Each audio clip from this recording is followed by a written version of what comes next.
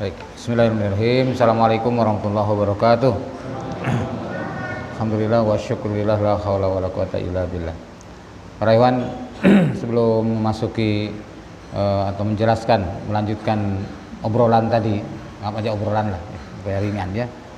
Nah, ini kita lihat dulu satu hadis Rasulullah SAW yang berkaitan dengannya.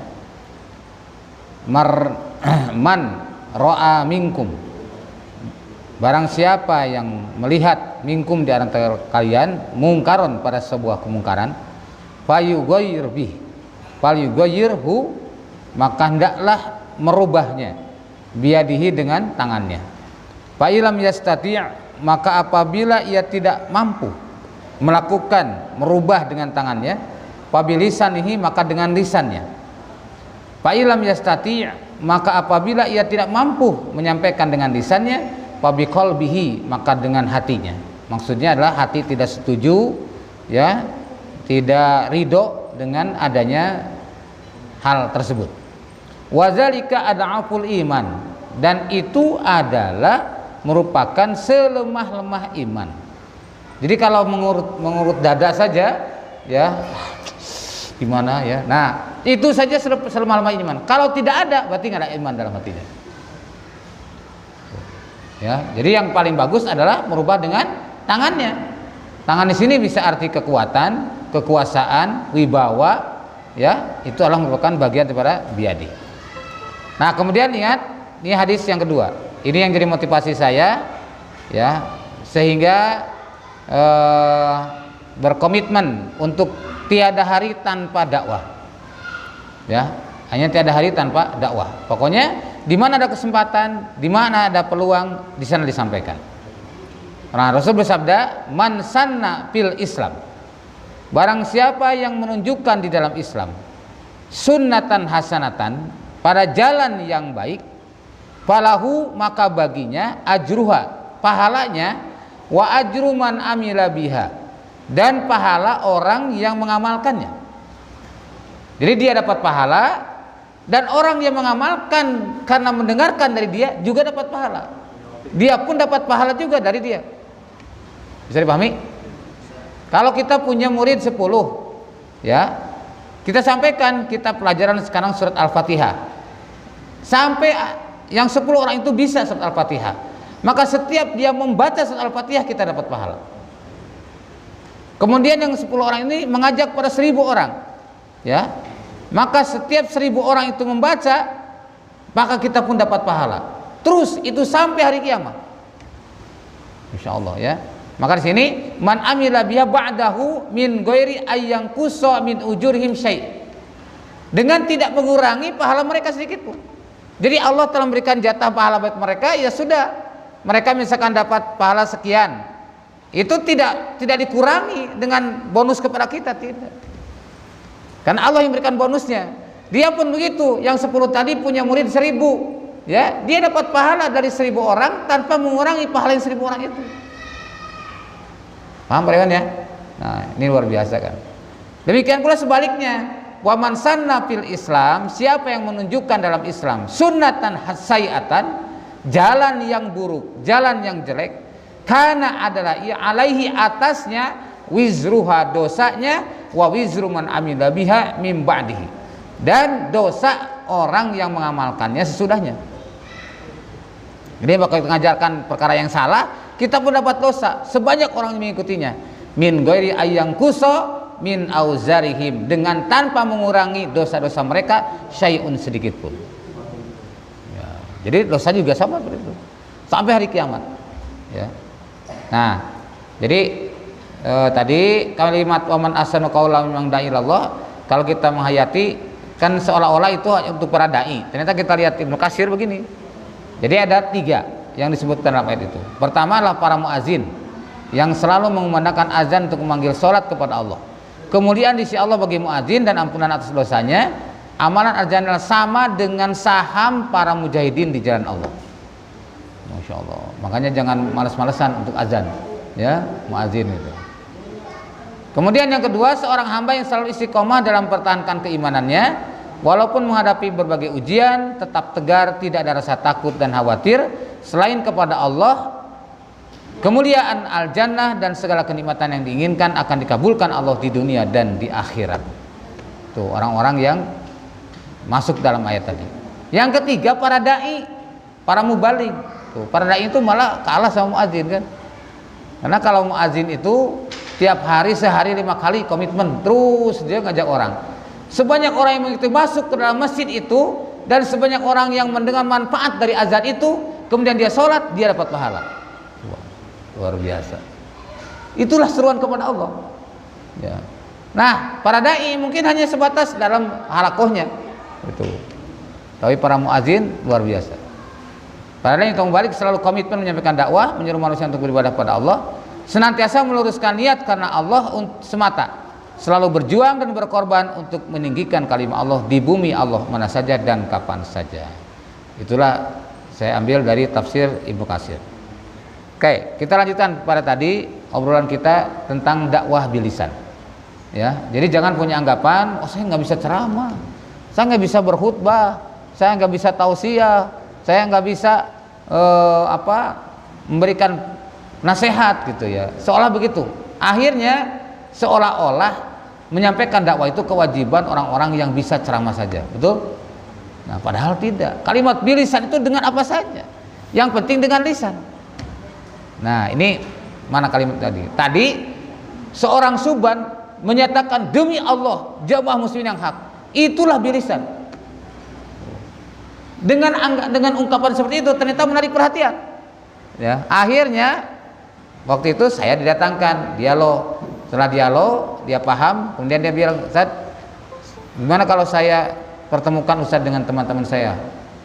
"Oh, boleh, kapan?" "Minggu depan." "Siap, insyaallah." Minggu depannya kami bertemu. Dia bawa teman 7 orang. Kami berdua. Pertanyaan yang 7 orang itu lontarkan, alhamdulillah dengan pertolongan Allah kita bisa jawab. Tapi setiap pertanyaan yang kita sampaikan tidak satu pun mereka sanggup jawab.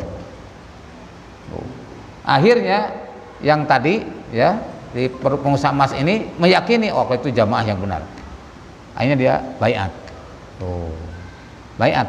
Sudah baiat, kemudian dengan semangatnya dia berdakwah. Dia sampaikan ke teman-temannya, datang door to door, ke rumah-rumah. Terus berapa lama Pak Rehwan?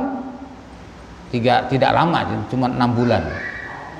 Tapi tidak satu pun yang baiat. Akhirnya ia protes pada saya, "Ustaz, kok susah amat sih menyampaikan dakwah jamaah ini?" Gitu. Saya bilang, "Memang Bapak dakwah untuk apa?" "Ya supaya mereka baiat." Saya bilang, "Salah." Kaget lagi, "Loh kok salah? Lalu apa kita ngajak tuh maksudnya? Kan supaya baiat." Bukan supaya baiat. Jadi gimana? Salah. Masalah baiat itu masalah pribadi. Masalah dirinya komitmen dengan Allah, siap dan tidaknya, itu urusan keimanan. Tidak perlu kita paksa-paksa. Kewajiban kita ini sesuai dengan ayat wa ma ala rasul ilal balagul mubin. Tidak ada kewajiban kita kecuali menyampaikan dengan jelas. Yang penting jelas, paham dia. Sesudah jelas, secara paham, serahkan semuanya kepada Allah, bukan hak kita. Nah, ini Pak Iwan. Ternyata meluruskan niat tidak mudah. Kita seringkali nyantuni orang belum apa-apa sudah dibayangin, itu kan kalau baiat bakal begini, ya kan? Ya. Itu yang akan mengganggu niat. Padahal kewajiban kita menyampaikan. Nggak ada kepentingan sama sekali gitu.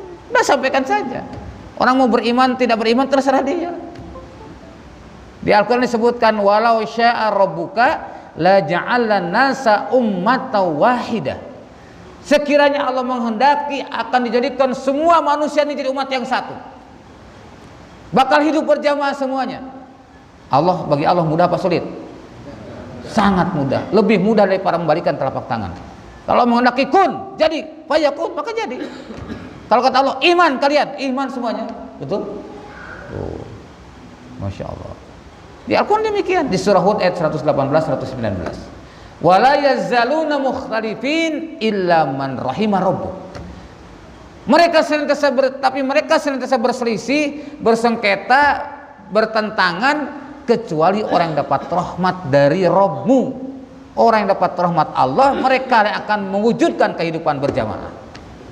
Maka Rasul kalimatnya sederhana, al jama'atu rahmatun wal furqatu azabun. Itulah masalah menyatukan umat.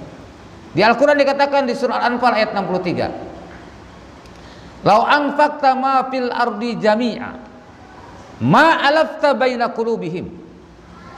Sekiranya engkau belanjakan seluruh hartamu di muka bumi untuk mempersatukan hati manusia, ma alafta baina qulubihim, kamu sama sekali tidak bisa mempersatukan hati mereka.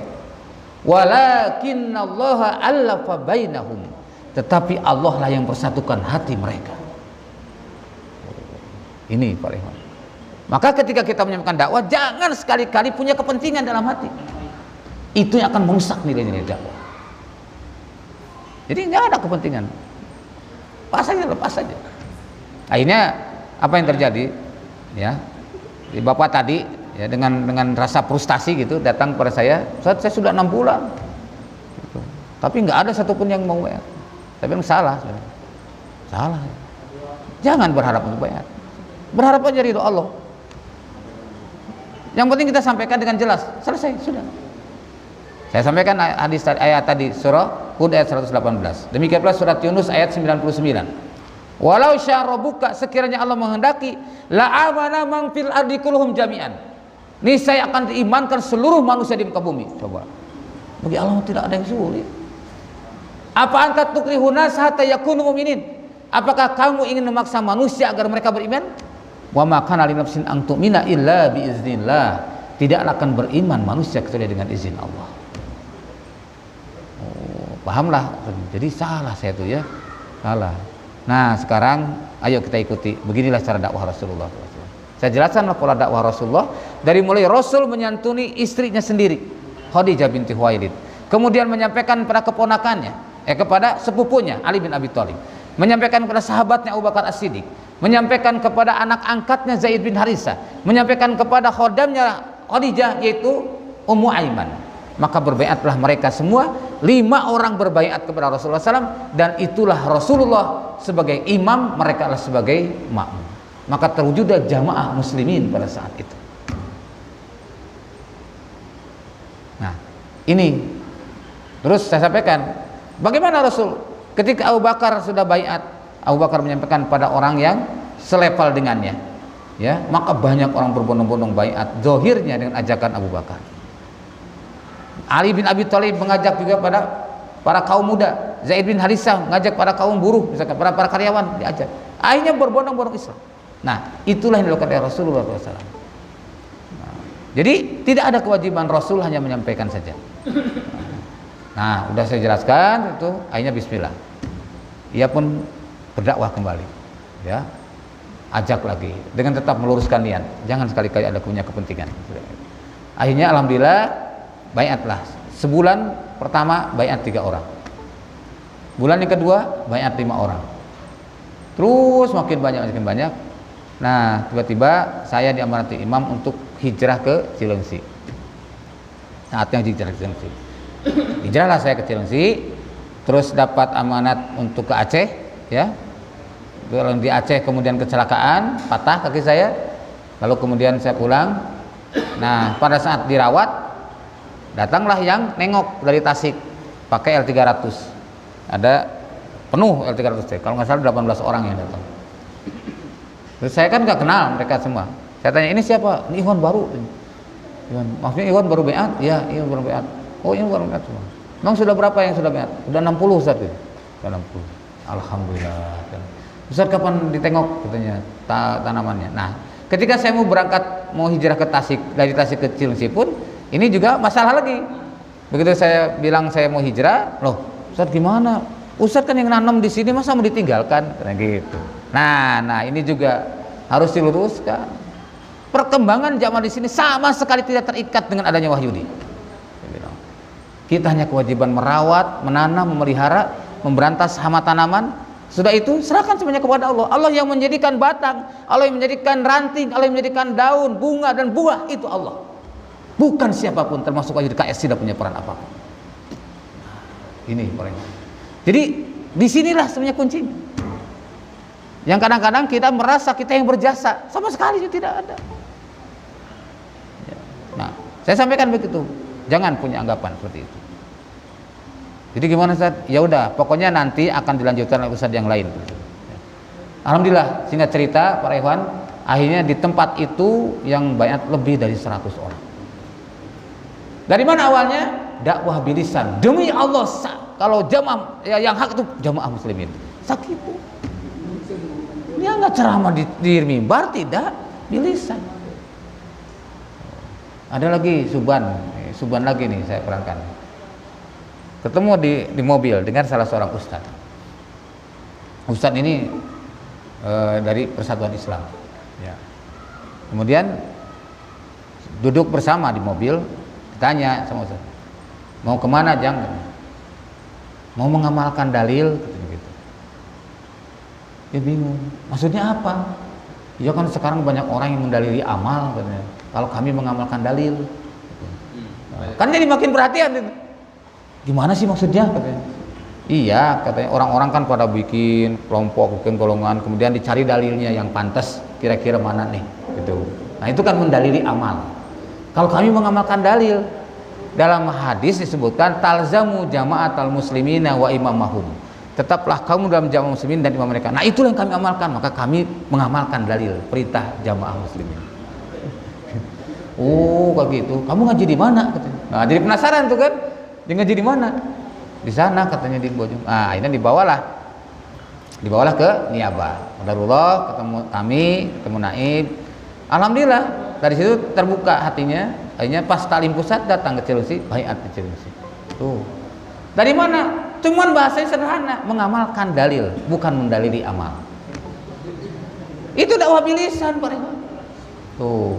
Jadi banyak di Jawa Barat itu ustadz-ustadz yang disantuni bukan oleh ustadz lain, bukan. Seorang ikhwan penarik beca.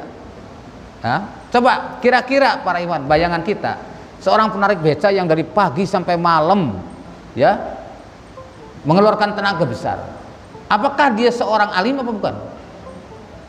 Jarang, akan sangat jarang kita menemukan di kalangan tukang beca, mohon maaf ya, yang memang dia misalkan sekaligus ustadz, kan jarang. Nah, ini memang betul, ini ikhwan pun sama, tapi dia komitmen, sholat selalu berjamaah. Kalau pas waktunya taklim dia hadir, tuh. Walaupun becanya disimpan ditongkrongkan di depan masjid, ngaji dulu, selesai ngaji berangkat narik beca lagi. Allah berikan kemuliaan kepada orang ini sehingga ketika pulang ke kampungnya satu bis dengan seorang ustadz lulusan pesantren Kebarongan Cilacap, ya. Ngobrol ceritanya. Nah, ustadznya pintar bahasa Arab, ini boro-boro bahasa Arab, baca Quran pun masih terbata-bata.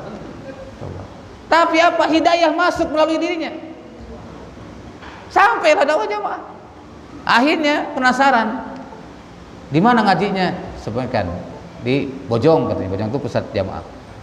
Oh, hari apa? Hari Ahad. Datang, Taklim Niabah datang Ustaz. Nah, menyimak dari awal Taklim Niabah sampai selesai. Dia berada di persimpangan antara baiat atau tidak baiat. Nah, pas pada duhur dia saksikan orang-orang berbaiat. Dia masih bertahan berbaiat. Masih juga dia masih merenung. Sampai waktu asar, habis asar baru dia baiat. Masya Allah. Alhamdulillah dia istiqomah sampai akhir hayatnya dalam jamaah. Tuh. Ustadz Ahmad Soleh pun seorang naib Tasik yang lulusan Gontor, ya, aktivis Muhammadiyah.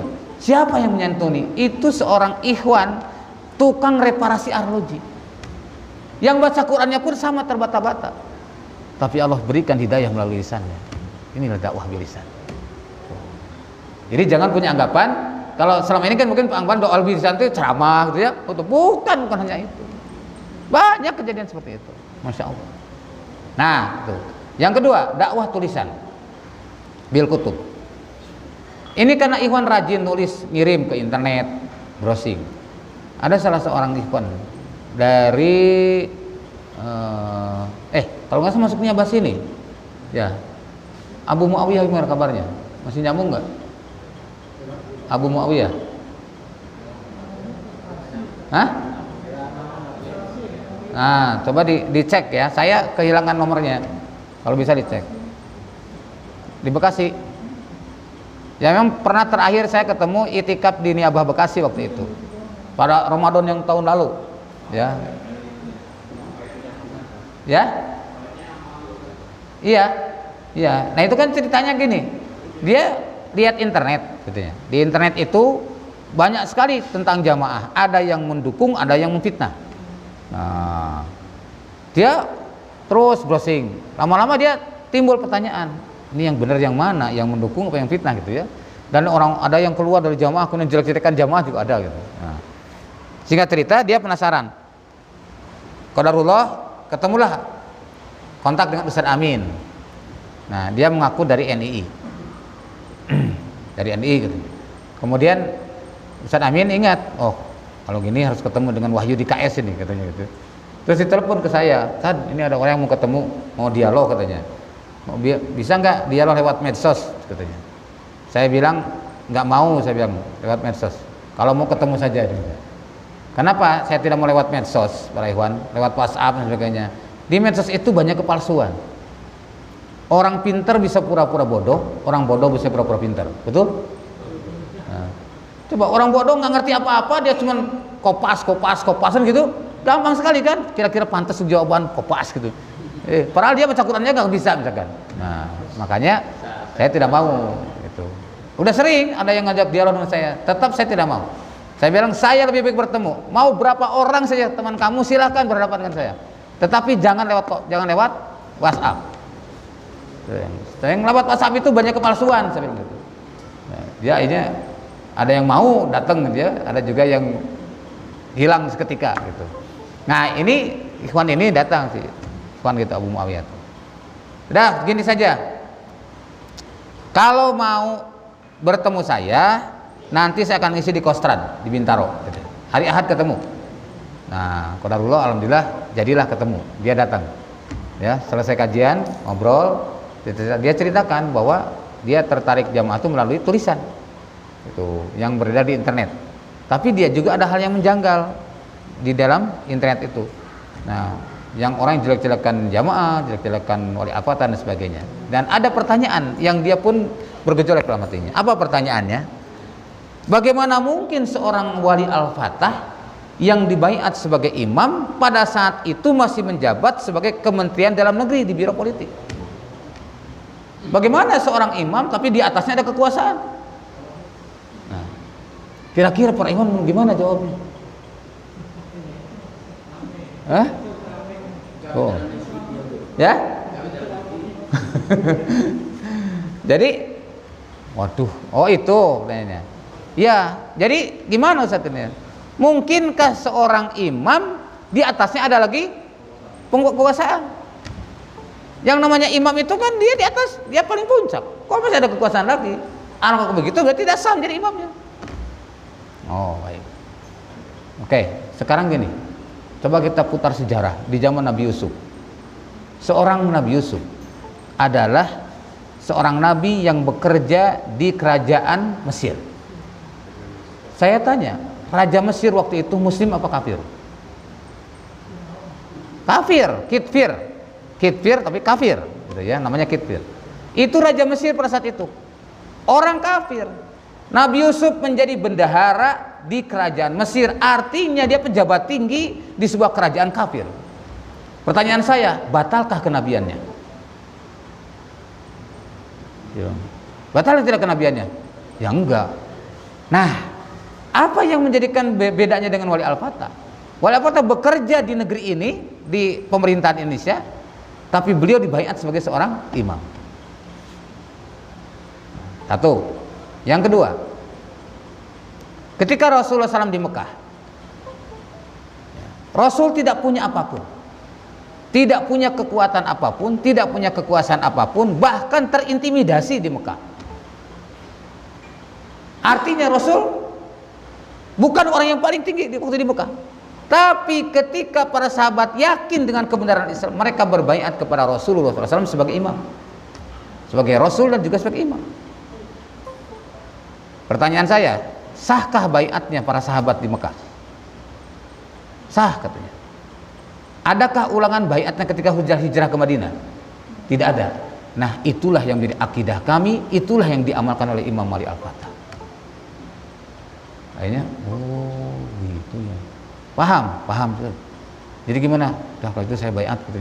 Ya, tar dulu, saya bilang gitu. Dengan gampang-gampang baiat, tar dulu. Saya tidak merekomendasi antum baiat sebelum antum paham betul. Saya bilang gini saja. Saya diamanati imam boleh menerima baiat, tetapi untuk hal ini antum, saya mohon antum besok datang ke Cilengsi kalau memang betul-betul mau baiat. Silakan. Ya, tapi besoknya betul datang. Dalam keadaan basah kuyup, hujan-hujanan, karena jam 5 dari sini sampai di Cilengsi jam 9 malam. Insyaallah. Nah, itulah Pak Ikhwan, akhirnya baiat. Dan pada saat talim pusat isinya pun baiat. Menurut saya lama tidak terhubung, mudah-mudahan masih istiqomah ya. Nah, itu adalah hasil daripada tulisan. Demikian juga buku-buku punya Ustaz Arif tuh, Nikmatnya Al-Jamaah. Itu saya entah berapa banyak gitu ya, sudah habis buku itu karena dipakai untuk berdakwah. Dan walaupun saya jual juga, saya jual di toko, tapi lebih banyak dibagikan kadang-kadang. Karena setiap kemarin ini saja saya tidak bawa, lupa tadi. Sudah disiapkan buku dari jamaah, kemudian tulisan saya yang baru terbit itu tentang sholat malam, lupa ke bawah. Nah, itu maksudnya untuk dakwah bisa. Jadi ketika ngobrol-ngobrol seperti di dekat pusat, di markas sendiri, ada salah seorang tetangga saya, satu RW lah, satu RW dengan saya. Nah, setiap ke masjid subuh itu bareng saya. Ya, artinya tidak setiap ke masjid, sesekali sering bareng. Terus saya tanya, Pak, oh Bapak kalau ke masjid ke Al-Fatah? Iya, katanya. Oh, Bapak sudah berapa lama tinggal di sini? Sudah 20 tahun. Mohon maaf Pak, sudah sering sholat di masjid? Sering, saya sholat Jumat juga di masjid. Maaf Pak, Bapak sudah baiat gitu? Belum, Ustaz. Nah, boleh saya tahu kira-kira kendala apa yang menjadikan Bapak belum baiat sampai sekarang? Tuanya terjadilah obrolan, ya. Besoknya ketemu lagi, ya, mau ke masjid. Dari rumah sampai ke masjid, sholat subuh itu. Nah, akhirnya ketemu lagi, ngobrol lagi, lanjutin. Akhirnya makin hari makin tertarik dia. Kalau Ustaz, nanti Ustaz ada di rumah, ada. Terus saya mau ke rumah lah. Datang akhirnya ke rumah. Akhirnya ngobrol, ingin mendalami jamaah. Setelah itu saya jelaskan dan paham, alhamdulillah akhirnya baiat. Sudah 20 tahun baru baiat. Tuh. Demikian pula tukang mie ayam yang kalau mau ke sini ke Subang kan ada mie ayam tuh dekat tukang sate. Nah, itu juga alhamdulillah baru bulan yang lalu, 2 bulan yang lalu. Itu pun sama, udah lama. Tapi karena tidak ada yang menyentuh, ikhwan nggak ada yang menegur gitu ya. Nah, ini Pak Ikhwan, kadang-kadang gitu. Ada ikhwan di depan markas wilayah Jawa Tengah Utara. Depan Masjid Al-Hikmah, ya. Itu sudah 11 tahun dia ikut jamaah. Tapi belum bayar. Suami istri. Saya dapat bocoran dari ikhwan yang lain bahwa si fulan belum bayar. Akhirnya coba saya datanginlah, saya silaturahim Pak. Saya jelaskan apa yang jadi kendalanya belum bayar. Itu yang kita angkat. Tuh, sampai akhirnya loh, kami kan suaminya sudah ikut Ustaz, katanya. Apa memang harus baiat gitu. Nah, bukannya dengan kita hadir, bukan itu sudah kami sudah dalam jamaah. Oh enggak. Seperti halnya begini, saya beratkan. Kalau bapak sama ibu mau bekerja di sebuah instansi, ya, lihat orang pergi pagi pulang sore, ya, pakai seragam. Akhirnya pada akhir bulan, awal bulan dia dapat gaji. Sekarang bapak sama ibu tertarik dengan itu. Ikutlah sama teman yang karyawan tadi, beli seragam di pasar, pakai seragam pasar, berangkat dari rumah ke tempat kerja bareng-bareng. Terus setiap hari begitu. Tapi nanti di akhir bulan atau di awal bulan orang itu dapat gaji, bapak dan ibu tidak dapat gaji. Kira-kira kenapa? Nah, akhirnya dia bilang, ya karena mungkin karena saya tidak daftar ya. Nah, itulah. Jadi tidak sekedar bersama-sama, tapi ada komitmen yang jelas. Kalau ibu dan bapak komitmen jadi PNS misalkan atau jadi karyawan di sebuah instansi, maka akan ditulis daftarnya dan nilai kerjanya itu akan jelas sehingga berapa gaji yang layak diberikan. Itulah yang akan Allah berikan kepada orang-orang yang hidup berjamaah dengan sebuah komitmen yang jelas, itu dengan baiat. Jadi kami berarti harus baiat. Ya bukan saya yang mengharuskan. Saya tidak punya hak untuk mengharuskan. Ibu dan bapak yakin nggak akan perintah ini? Oh, yakin. Nah kalau gitu bapak dan ibu yang mengharuskan, bukan saya. Nah, ini alhamdulillah baiat. Itu para iman. Jadi ternyata banyak yang seperti itu. Nah, tuh. Jadi kembali tadi dari tulisan ya, saya sering itu berikan buku beberapa hari, tanya lagi. Selama dia tidak menutup, terus aja berjalan. Ada ikhwan yang juga dengan tulisan, yang sekarang jadi amir dakwah di Niabah Tasik. Itu 2 tahun. Disantunnya 2 tahun, Pak. Jadi setiap awalnya di kampus saya menyampaikan materi kepada beberapa orang, dia lewat kelas sedang kajian, saya yang menyampaikan materi. Kemudian dia minta izin, oh ada kajiannya, ya boleh kan saya ikut? Boleh, silakan aja. Ternyata Allah milih dia kan yang belakangan itu, tapi prosesnya 2 tahun. Nah karena dia orang alim. Ya, dia tangan kanan pimpinan pondok pesantren, ya, baca kitabnya juga lancar, ya, bahasa Inggrisnya juga bagus dia. Itu. Nah, qadarullah satu kampus dengan saya gitu. Nah, ini saya sering ketemu di kampus. Kalau habis talim pusat, saya ada makalahnya nggak? Ada. Coba saya pinjam. Dia fotokopi. Yang aslinya kembalikan lagi kepada saya. Jadi bukan diminta ini menunjukkan orang salah satu bentuk kesungguhan ya. Termasuk buku khilafah, terus dari jamaah, dia pelajari itu. Sampai 2 tahun kemudian dia makin kelihatan responnya bagus gitu. Akhirnya pas ada acara baiat di Niabah, saya datengin ke rumahnya. Ini ada acara baiat di Niabah, gimana? Apa mau melanjutkan atau tidak? Masih ada pertanyaan tidak? Oh masih gitu ya, masih. Udah jawab, selesai. Sudah paham, akhirnya baiat. Alhamdulillah. Kemudian dia ngambil S2 di Bandung. Nah di Bandung ada satu tempat namanya Ujung Berung. Di Ujung Berung itu ikhwan ada 2 orang suami istri yang lebih dari 10 tahun. Jadi istiqomah, nggak nambah nggak ngurang. Jadi bertahan 2 orang ini ya. Nah dohirnya dengan adanya ustadz ini yang dikirim ke situ, saya bilang nitip ustadz ini ngambil S2 di Bandung. Nah tolong tempatkan di mana hanya. Dia komunikasi dengan pihak takmir masjid, ditempatkanlah di mihrab masjid kayak gini, di mihrab masjid.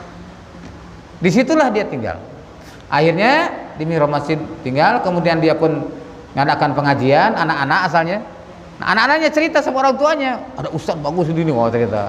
Akhirnya orang tuanya pun tertarik, minta kajian juga sama dia. Ya sudah, karena anaknya dibina, orang tuanya pun dibina, secara berangsur-angsur disampaikanlah jamaah. Akhirnya sekarang alhamdulillah menjadi riasat teraktif di Bandung Timur. Oh, Masya Allah ya, alhamdulillah. Nah itu para ikhwan, semuanya itu juga berawal dari tulisan. Jadi jangan dianggap remeh tulisan. Mungkin hanya kadang-kadang seorang ustadz ceramah 1 kali khutbah, udah selesai. Tapi kalau dengan tulisan itu bisa berangsur-angsur terus, bergerak terus. Ya, Masya Allah. Pernah ada orang yang datang ke Cilengsi bawa risalah al-jamaah dulu yang kecil. Ya, ketemu saya. Ini saya baca ini katanya. Dari mana ini? Ini saya dapatkan dari seseorang gini gitu ya. Tapi saya pelajari, kayaknya menarik gitu ya. Jadi saya pengen tahu lebih jauh, hanya datang kemari. Ngobrol dengan saya, terus sampai paham ini banyak. Itulah berasal dari tulisan. Nah, kemudian juga dari perbuatan, bilhal. Seperti kapan? Seperti peristiwa di Lombok, kemudian di Palu. Itu mutlak itu. Sebagian besar yang punya peran justru ukhuwah al-fatariski. Jadi ketika saya datang ke Lombok, ya, karena sudah sebulan di situ, rupanya sudah banyak bola di penalti. Paham maksudnya? Ya. Jadi sudah banyak bola-bola di ruang penalti. Jadi saya datang tinggal nembak saja. Saya tendang, blos gitu ya. Jadi begitu saya datang tuh, oh ini. Oh dia sudah simpati. Saya sampaikan untuk kesempurnaan kita beribadah kepada Allah, kebaikan Bapak selama ini insya Allah akan Allah lipat gandakan. Dengan catatan seperti halnya sholat berjamaah dan sholat sendiri. Kalau Bapak rajin sholat munfarid, ya rajin sholat munfarid, setiap hari komitmen 5 kali dalam sehari, dapat pahala. Tapi bagaimana kalau Bapak sholat berjamaah 5 kali sehari, kira-kira lebih besar pahalanya atau sedikit? Lebih besar pahalanya. Nah, begitu pula dalam beramal kehidupan sehari-hari. Bapak sudah banyak beramal baik kepada orang lain dan sebagainya. Tapi kalau Bapak hidup berjamaah, maka Allah akan lipat gandakan pahala Bapak. Maksudnya gimana saya? Lipat gandakan seperti halnya sholat berjamaah, ada imam, ada makmum. Dan Rasul mencontohkan, Rasul jadi imam di dalam sholat dan di luar sholat. Jadi tidak hanya dalam sholat, Rasul itu dalam sholat imam, di luar sholat juga jadi imam. Maka para sahabat ketika wafat Rasulullah SAW tidak menghidup tanpa imam. Mereka berbaiat kepada Abu Bakar untuk melanjutkan kepemimpinan Rasulullah SAW. Lalu siapa yang meragukan keimanan para sahabat? Tidak ada. Paham? Paham. Kalau gitu saya harus gimana? Ya kalau mau Bapak mau, saya ajak, ayo ikut berjamaah. Maksudnya caranya gimana? Berbaiat kepada imam. Siapa itu? Siapa itu? Baiat. Hanya baiat. Alhamdulillah, saya bersama Ustaz Abi Dayat selama sepekan di Lombok, akhirnya baiatlah 12 orang.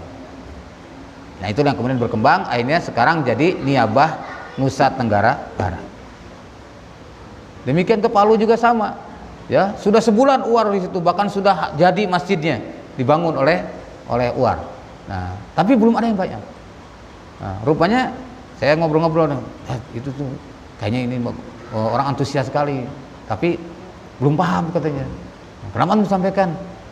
Waduh, agak susah katanya gitu. Ya sudah, coba ajak ngobrol. Saya ajak ngobrol satu persatu. Kepala dusunnya saya ajak ngobrol, ya. Bagian seksi dakwahnya saya ajak ngobrol, imam saja. Alhamdulillah satu persatu aja Pak ya.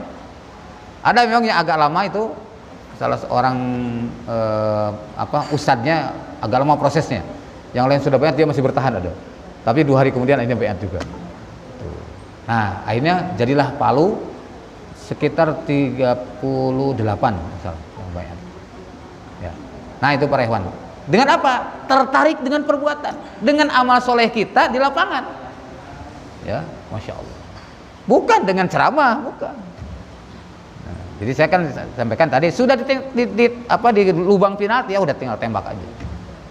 Nah, audio visual, ya itu dengan YouTube sekarang audio visual itu mendengar dan melihat. Nah, kembali pada tadi, termasuk dakwah yang, nah ini sasaran dakwah ini ada fardiyah, ada ammah, ya, ada perorangan, ada juga yang terbatas. Misalkan gini, perorangan ini paling efektif sebenarnya. Maka saya berharap para ikhwan semua di sini punya komitmen untuk melakukan dakwah fardiyah. Ya. Saya bisa membedakan atau menimbang-nimbang bahwa dakwah fardiyah itu ternyata jauh lebih berhasil daripada dakwah ammah. Ya. Ustaz Saifuddin Allah yarham, ya, atau Ustaz rahimahullah, beliau menyantuni Ustaz Jamidin.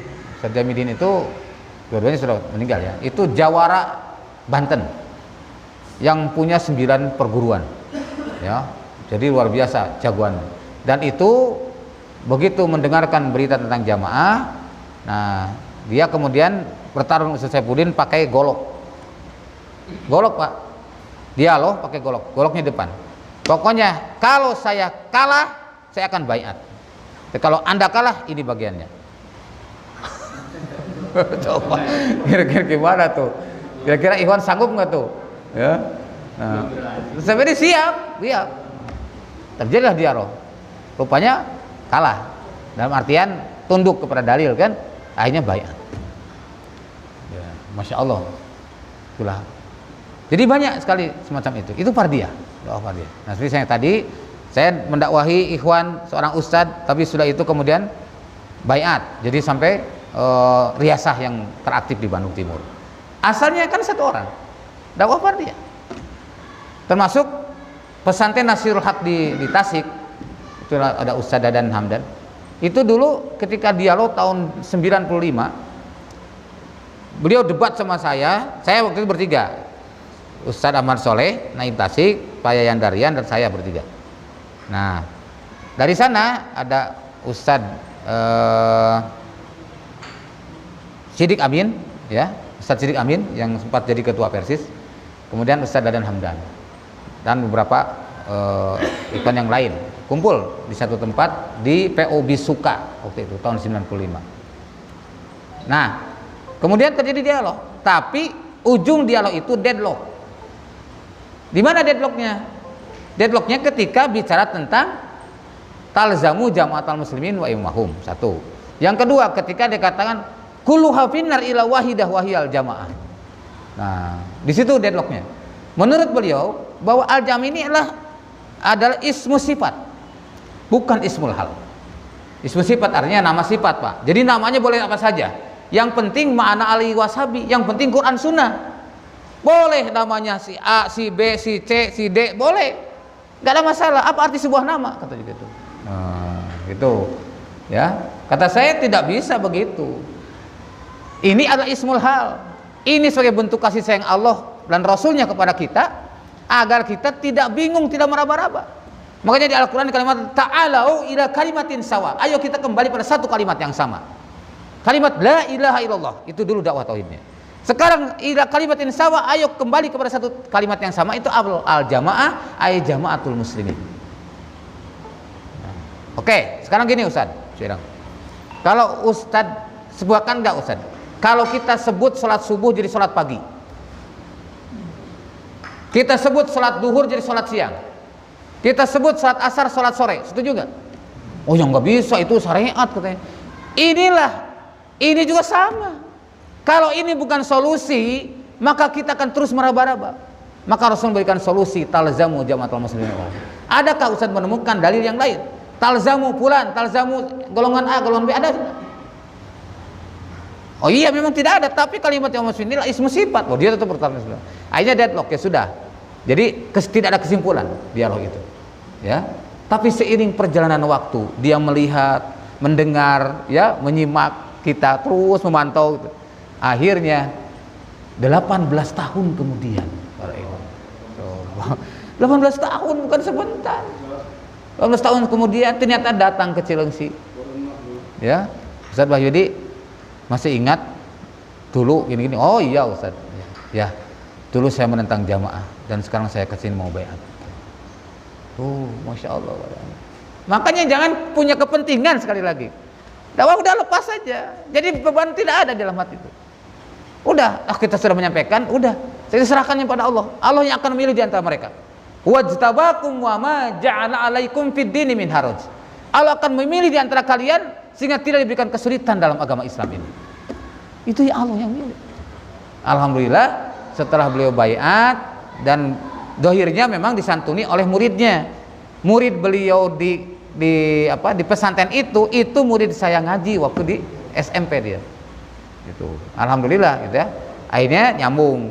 Nah, terus ada pertemuan di Sapo Heoman di Bandung 2012-nya itu qadarullah pimpinan Persatuan Islam Profesor Dr. Muhammad Abdurrahman menjadi pembicara dan saya di samping beliau menjadi moderator gitu. Dia menyaksikan, oh itu pimpinan versinya gitu. Nah, akhirnya dari situlah kemudian beliau tertarik dan kemudian baiat. Alhamdulillah sekarang di pesantren beliau itu sudah berbaiat para ustadznya, tapi walaupun belum seluruhnya, dan para santrinya lebih dari 130-an orang. Makanya saya bilang tahun 87 37 orang seniabah Tasik 3 kabupaten, sekarang untuk Tasiknya saja sudah ribuan. Kira-kira bisa nggak sesuai yang dilakukan di Jakarta Barat? Tidak ada yang tidak bisa. Kembali pada komitmen. Kita punya komitmen. Ingat, para ikhwan akan ditanya di hadapan Allah Subhanahu wa taala. Ya. Saya sebentar, saya tanya dulu. Maaf, Bapak siapa namanya? Pak Jianto. Pak Yanto ke tahun berapa baiat?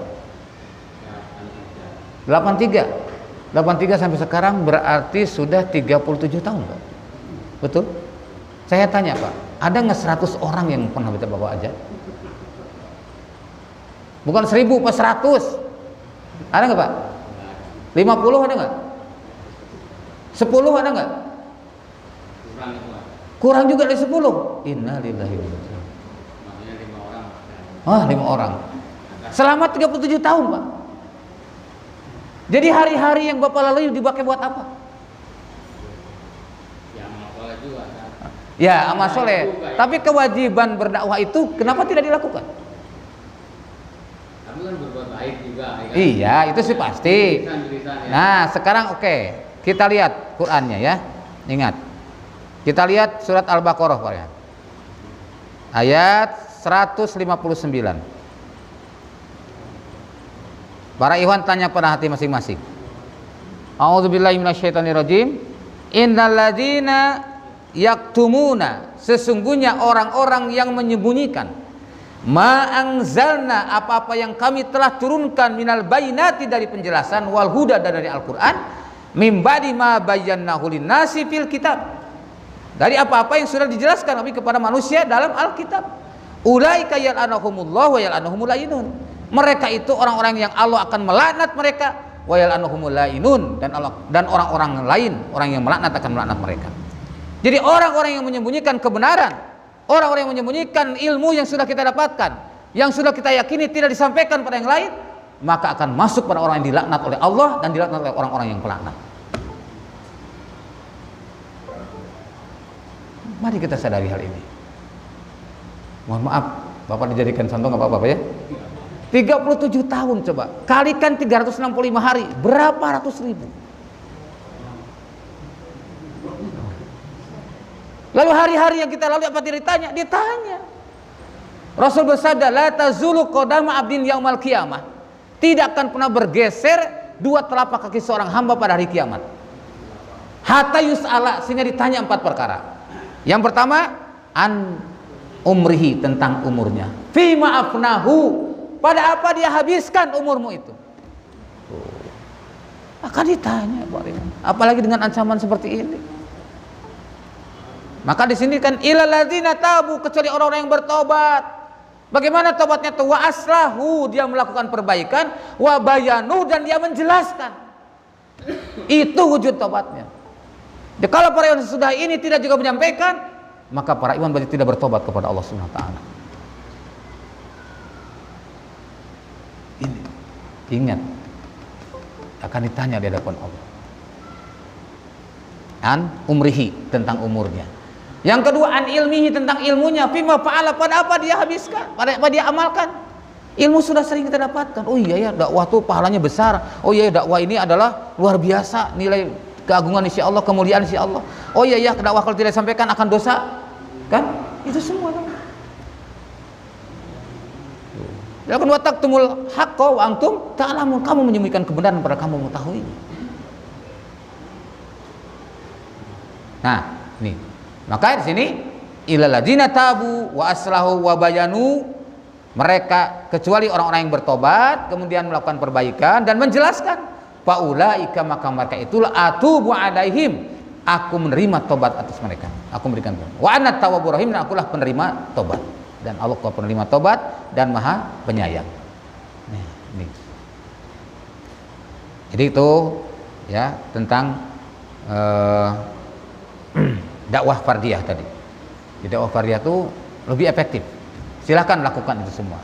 Ya, Masya Allah. Nah, kemudian dakwah ammah itu dakwah komunitas, dakwah kelompok atau dakwah umum, seperti halnya kemarin pada Ramadan 1441 ya. Itu saya menyampaikan tentang generasi pembebas Al-Aqsa. Materinya generasi pembebas Al-Aqsa. Karena biasa saya kajian Sirah Nabawiyah di satu masjid Masjid As-Sabirin di Bekasi. Tapi pada saat itu saya tanya, ini mau kelanjutkan kajian Sirah Nabawiyah atau materi khusus selama Ramadan? Materi khusus aja Ustaz, katanya. Sudah, kalau gitu Sirah Nabawiyahnya tunda dulu, nanti Syawal dilanjutkan, saya bilang gitu ya. Nah, Ramadan saya kajilah tentang generasi pembebas Al-Aqsa. Ternyata sampai ujungnya bahwa generasi pembebas Al-Aqsa itu seperti di Al-Qur'an disebutkan, yaitu adalah para hamba Allah yang punya kekuatan yang dahsyat. Ibadana uli ba'sying syadid. Dan itu kemudian lihat tafsir di surat Al-Furqan ayat 63 sampai 74, wa ibadur rahman alladzina yamsuna al-ardi hauna wa idza khatabahumul jahiluna qalu salama, dan seterusnya sampai ayat ke-74. Ternyata didapatkan 13 karakter ibadur rahman. Berarti itu 13 karakter inilah yang menjamin akan bisa membebaskan Al-Aqsa. Bohong kalau orang ingin membebaskan Al-Aqsa tapi menghindari atau tidak termasuk dalam 13 itu. Walaupun teriakannya paling keras, Al-Aqsa hakuna, paling keras teriakannya. Tapi sholat subuh kesiangan. Allahu Akbar, Allahu Akbar. Tapi sholat malam susah. Mau berinfak juga susah. Kalau urusan selera habis-habisan. Ya. Tapi kalau untuk melaksanakan keimanan habis beneran. Masya Allah. Itu. Jadi di mana mau masuk? Maka saya sampaikan. Nah, terakhir kan waja'alna lil muttaqina imama. Ya Allah, jadikan kami jadi imam yang bagi orang yang bertakwa. Ini artinya satu isyarat bahwa tidak bisa dibebaskan Al-Aqsa kecuali oleh generasi yang hidup terpimpin, oleh orang yang hidup berjamaah. Dan mari kita buktikan dalam literatur yang lain, dalam Quran disebutkan waliyutabiru ma'alau tatsbiru. Mereka akan menghancurkan dengan sehancurnya. Ingat, menggunakan domir jama, bukan domir mufrad. Waliyutabbiru ma'alau tatsbiro. Mereka akan menghancurkan dengan sehancur-hancurnya. Pakai mereka, bukan satu atau dua, berjamaah. Kemudian di dalam hadis dikatakan juga, ya muslim ya Abdullah, wahai muslim ya, wahai hamba Allah, hadal yahud khalfi. Ini ada orang Yahudi di belakangku. Ta'al, faktulhu. Kemarilah, bunuhlah dia. Yang diseru oleh batu dan pohon, ya muslim ya Abdullah, wahai muslim, wahai hamba Allah. Siapa hamba Allah? Ibadah lana uli ba'syin syadid, ibadur rahman. Itulah hamba-hamba Allah. Jadi sekali lagi, dusta apabila seorang teriakannya keras ingin perjuangan Al-Aqsa tapi malas sholat berjamaah, malas sholat malam, malas berinfak, ya, tidak membersihkan tauhidnya, ya, malah masih juga suka berbohong. Itu dusta dia. Nggak akan dia dimenangkan Allah. Itu para ikhwan. Jadi alhamdulillah rupanya tertarik dengan penjelasan saya, ya. Maka begitu bubar, selesai sholat isyraq, sholat 2 rakaat setelah terbit matahari tadi, maka ada 6 orang berkumpul. Penasaran rupanya, ya, tanya-tanya. Nah, sampai ada yang bilang gini, Ustaz, setelah kurang lebih 2 tahun Ustaz misi di sini, dari awal saya perhatikan, saya kira Ustaz orang Hizbut Tahrir, katanya. Karena sering kali menyinggung imamah, menyinggung khilafah, menyinggung baiat. Saya kira orang Hizbut Tahrir. Tapi saya perhatikan, saya analisa, rupanya beda Ustaz, katanya.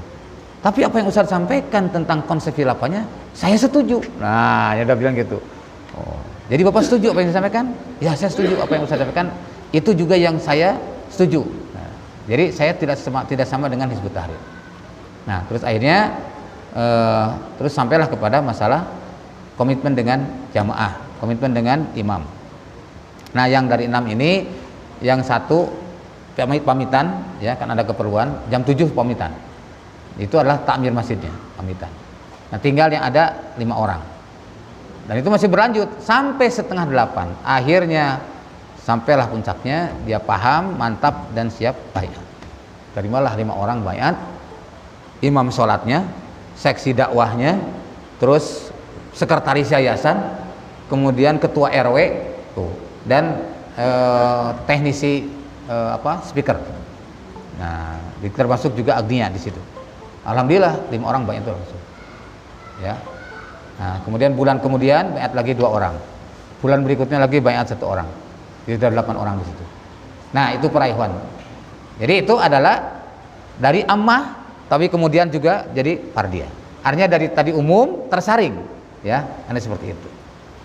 Saya pernah ceramah di sebuah komunitas, saya sampaikan dakwah, nggak ada yang merespon. Kok tidak ada yang merespon? Dibuka forum tanya jawab pun tak ada yang bertanya. Akhirnya udah saya pamit pulang. Begitu pulang ada orang yang nguntit, Ustaz, katanya, bisa mampir dulu ke rumah, katanya. Oh ya, ada apa ya? Ada perlu kan? Bawa ke rumah. Jawab sama orang, salah seorang di antara jamaah itu, bawa ke rumah. Ada apa? Gini Ustaz, saya ingin paham lebih jauh gimana tentang apa yang Ustaz sampaikan tadi. Oh, penasaran? Oh, kalau gitu ikut aja taklim riasah. Apa itu taklim riasah? Ada taklim pekanan di kami, asalnya setiap hari Ahad, tunjukkanlah riasah. Alhamdulillah sampai akhirnya baiat. Jadi itu semua dipilih Allah. Maka dalam Al-Qur'an ketika Allah turunkan surat Al-Alaq, ya, di dalam surat Al-Alaq itu ada 6 tipe manusia yang akan dihadapi oleh Rasulullah SAW sebagai mad'un. Dan itu akan terus ada sepanjang perjalanan sejarah. Siapa 6 tipe manusia ini? Pertama, innal insana la yatgha. Sesungguhnya manusia itu sungguh melampaui batas. Coba di Al-Qur'an, siapa sosok yang melampaui batas? Firaun. Di ayat lain, innahu fir'auna tagha. Sesungguhnya Firaun itulah tagha, orang yang melampaui batas. Jadi figur yang akan dihadapi oleh Rasulullah, orang yang melampaui batas seperti halnya Firaun. Maka betul Rasul berhadapan dengan kerajaan Parsi, Romawi, ya kan? Raja Oman, berbagai kerajaan itu semua adalah sosok kerajaan-kerajaan yang akan berhadapan dengan Rasulullah SAW. Yang kedua, ar-ra'ahu staghna, orang yang melampaui, orang yang merasa dirinya cukup. Siapa dia? Siapa dalam sejarah orang yang merasakan lebih cukup sehingga Allah turunkan ayat? Abu Lahab. Abu Lahab. Kapan itu terjadi? Ketika dakwah jahriyah dilakukan. Setelah dakwah Syriah, Rasul berdakwah dari pintu-pintu, dari orang ke orang. 47 orang baiat kepada Rasulullah. Setelah dakwah Syriah itu selama 3 tahun, kemudian Allah perintahkan fasda bima tu'marun. Terangkanlah kepadamu apa yang kuperintahkan padamu. Maka wa'angdir ashiratakal aqrabin, dan berikanlah peringatan pada orang terdekat denganmu. Maka Rasul mulai dakwah jahriyah. Ya, maka Rasul naik ke Bukit Sofa. Kata Rasul, wahai Bani Fulan, wahai Bani, sebutan Bani-Bani yang terkenal tuh, kumpul. Pada kesempatan ini saya ingin sampaikan kepada kalian, bagaimana menurut kalian jika akan ada seekor unta keluar dari bukit ini menasihati kalian, atau ada pasukan kuda menyerang kalian dari bukit ini? Maka semua berkata, kami semua percaya karena kami tidak pernah mendengar engkau berdusta. Masya Allah, luar biasa. Inilah personal garansi para ikhwan, garansi Rasul sebagai orang yang terpercaya sampai berkata demikian. Maka kemudian kata Rasulullah, baik kalau gitu Rasul sampaikan, inni nadhiru lakum inda adabi syadid. Sesungguhnya akulah Rasul kepada kalian sebagai pemberi peringatan dengan siksa Allah yang sangat keras. Nah, dengan ungkapan itu baru Abu Lahab tersinggung. Tabbalaka ya Muhammad, celaka engkau wahai Muhammad. Alihadza jama'tana, apakah untuk ini kau kumpulkan kami semua? Demi Lata dan Uzza, jika benar pernyataan Muhammad, aku sanggup menembus dengan seluruh hartaku. Oh, aku sanggup menembus dengan seluruh hartaku. Maka turunlah ayat, tabbat siyada abi lahabi wa tab ma agna anhu maluhu wa ma kasab. Maka dilakukan kalimat ar-ra'ahu staghna, merasa cukup, orangnya itulah sosok Abu Lahab. Yang pertama tadi sosok Fir'aun, yang kedua sosok Abu Lahab. Selanjutnya ayat ara'aital ladzi yanha 'abdan idza shalla. Dan seorang hamba, ya seorang yang mencegah hamba mendirikan salat. Kalau ayat ini langsung ditafsirkan dalam tafsir, huwa Abu Jahlin, dialah Abu Jahal. Abu Jahal yang pernah melempari Rasul dengan unta, dengan tai unta. Nah, apa bedanya kekafiran Abu Jahal dan Abu Lahab? Apa bedanya? Ada yang bisa bedakan? Apa bedanya? Coba lihat di prosesnya tadi. Kalau Abu Lahab ketika disebutkan akan muncul keluar dari bukit ini seekor unta menasihati kalian, atau akan pasukan kuda menyerang kalian, mereka semua percaya, termasuk Abu Lahab. Tapi begitu disebutkan aku ini Rasul, baru Abu Lahab menyatakan celaka engkau wahai Muhammad. Tuh. Jadi kepada figur Muhammadnya tidak ada masalah, tapi kepada kerasulan Muhammad itu yang dipermasalahkan. Artinya tidak iman kepada risalah, tapi percaya pada pribadi Muhammad. Sebaliknya Abu Jahal itu adalah seorang yang pernah ngintip Rasul sedang baca Quran, ya, sampai ditegur oleh yang lain. Hei Ahmad bin Sam, lagi ngapain kamu kan? Malu Abu Jahal, ya, padahal benci katanya Muhammad, tapi kok mau dengerin Quran, gitu. Itu yang ngintip. Ini orang Abu Jahal ini sosok orang yang sebenarnya secara nuraninya itu yakin dengan kebenaran Al-Quran, kebenaran risalah.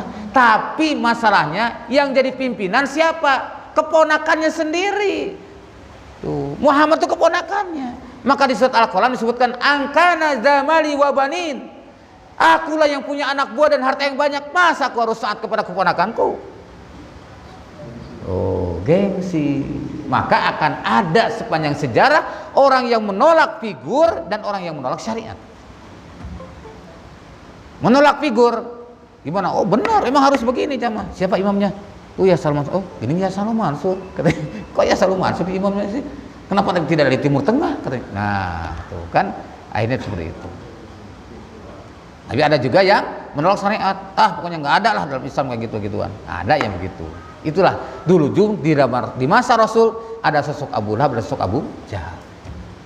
Nah, yang keempat, tadi aro'aita alladziina ha'abilan illa shalah. Aro'aita in kana 'alal huda. Orang yang tadinya melarang kemudian dapat petunjuk dari Allah. Musuh menjadi sahabat, lawan menjadi kawan. Siapa contohnya? Umar bin Khattab, Khalid bin Walid. Itu orang-orang yang musuh menjadi sahabat dan akhirnya menjadi tokoh yang bersejarah di dalam dunia Islam. Maka akan ada sepanjang sejarah seperti itu. Ya, 4. Yang kelima, aro'aita au amaro bitaqwa, atau menyuruh kepada takwa. Siapa orang ini? Orang ini adalah merupakan bibit-bibit unggul yang belum tersentuh dengan dakwah. Begitu tersentuh, dia langsung merespon dan bergabung betul menjadi bibit unggul. Contohnya Abu Bakar As-Siddiq. Abu Bakar As-Siddiq itu tidak pernah jahiliyah, tidak pernah musyrik.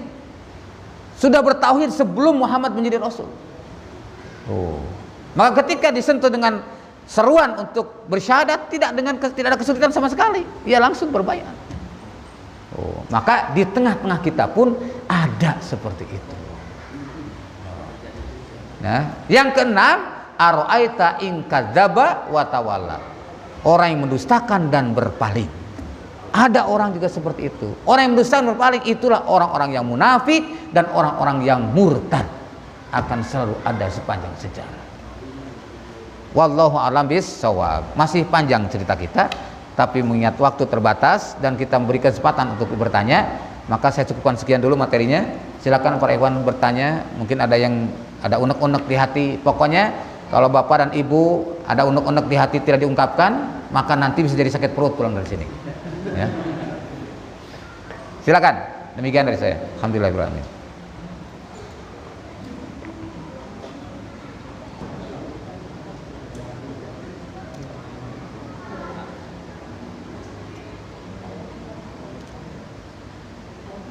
Ada pertanyaan? Wah, hebat kalau nggak ada pertanyaan.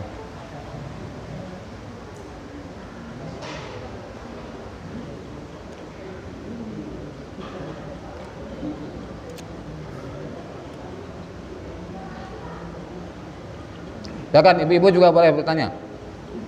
Mau pakai lisan boleh, mau pakai tulisan juga boleh.